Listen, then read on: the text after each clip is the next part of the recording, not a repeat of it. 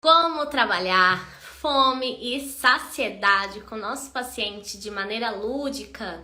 Eu sou Andréa Lins, eu sou mentora de nutricionistas e minha missão é fazer com que você, Nutri, chegue num faturamento de no mínimo R$6.000 por mês com nutrição infantil, atendendo apenas bebês e crianças, e se torne então uma rainha da nutrição infantil, uma rainha que chegou nesse faturamento e está cada vez mais feliz e realizada com a sua profissão. Porque afinal a gente estuda, a gente se dedica e a gente corre atrás para também ter retorno financeiro, né?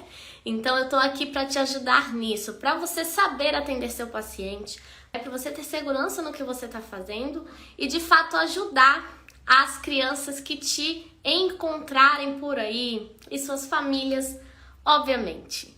Então vamos conversar sobre fome e saciedade, sobre atendimento de crianças. Eu ensino aqui sobre atendimento de crianças com sobrepeso e obesidade. E quando a gente atende esse tipo de criança, a primeira coisa que a gente pensa é que essa criança vai ter que fazer dieta. Mas não, essa criança não vai ter que fazer dieta. E uma das primeiras coisas que a gente precisa buscar com essa criança, e é o que eu acredito na nutrição infantil, é a mudança de hábitos. E um dos primeiros hábitos que a gente precisa trabalhar com essa criança é o hábito de controlar de forma saudável a fome e a saciedade, de saber entender quando realmente o corpo precisa comer e quando o corpo não precisa comer. Sempre que eu vou trabalhar um novo hábito com uma criança, eu tento trazer para essa criança, de forma lúdica, a explicação do porquê e como ela vai entender o próprio corpo dela. Déia, mas se você não faz dieta, seus pacientes têm resultado? Eu vou mostrar aqui a curva de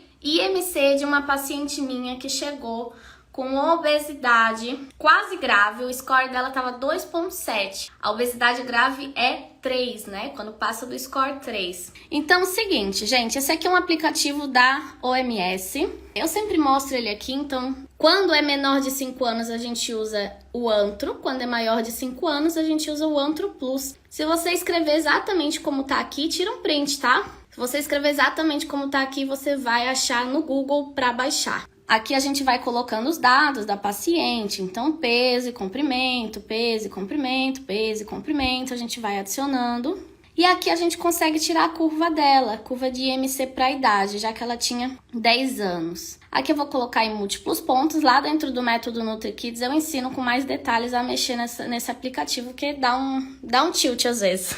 Essa paciente, ela chegou no Score Z 2,81. Esse Score Z, na tabela da OMS, diz que é obesidade.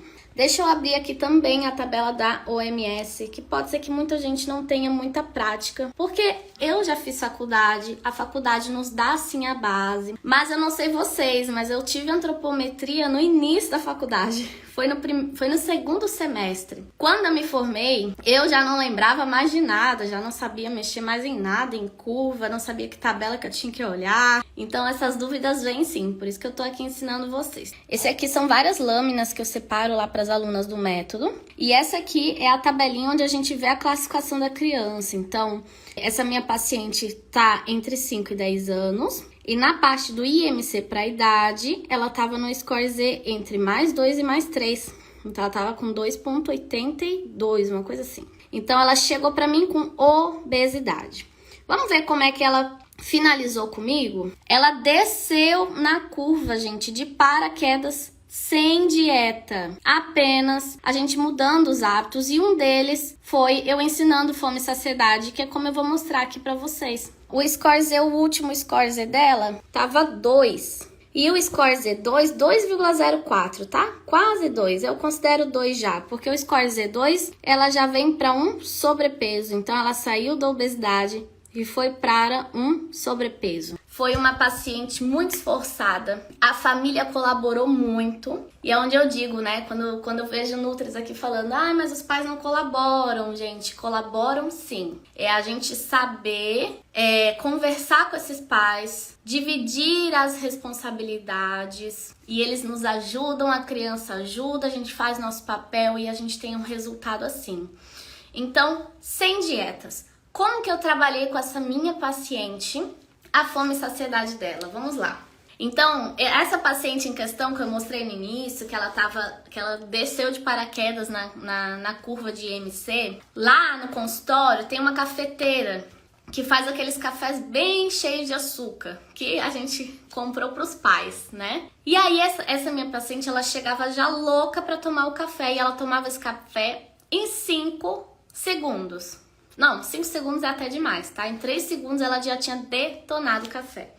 Então, no dia que eu trabalhei fome e saciedade com ela, a gente fez com esse cafezinho. Na verdade, era um chocolate, tá? Uma bebida quente de chocolate. E aí, antes mesmo de ela chegar a engolir, a gente foi seguindo esses passos. Eu pedi primeiro pra ela olhar, depois eu pedi pra ela observar a cor, porque nem isso ela parava pra observar. E aí eu pedia pra ela sentir o cheiro, porque nem isso ela tinha parado pra sentir. Eu pedi pra ela só molhar a ponta da língua, sentir o sabor que ficou na boca dela. Eu pedi pra ela dar um gole, então assim, tudo bem lento. Pedi pra ela dar um gole, segurar esse café na boca por 5 segundos e me descrever o sabor desse café, os ingredientes que ela achava que tinha nesse café. Então a gente vai seguindo, aplicando aquele mindful eat, aquele comer consciente que muito a nutrição comportamental traz. E aí a gente ensina essa criança que ela pode comer o que ela gosta, mas que ela vai comer devagar e na quantidade que o estômago dela permite que ela coma. Muita criança está comendo por emoções. Exatamente, Cibele. E o nosso papel é ajudar essas crianças. É claro que quando a gente percebe que é algo muito intenso, que essa criança tem ansiedade, a gente precisa encaminhar para uma psicóloga infantil. Por isso que é tão importante a gente ter aí o nosso networking, né? Parcerias. E geralmente crianças com sobrepeso e obesidade, elas têm ansiedade junto. Vem junto uma ansiedade que nós nutris a gente não tem capacidade para trabalhar essa ansiedade.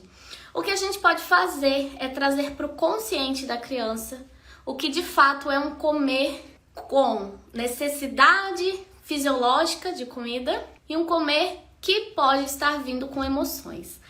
E é claro, a gente não pode exigir da nossa criança uma coisa que a gente não faz, né? A gente também come por emoções, então nossos pacientes também vão comer. Mas a intenção é que a gente ache um equilíbrio, porque aí, achando esse equilíbrio, a gente tem resultados.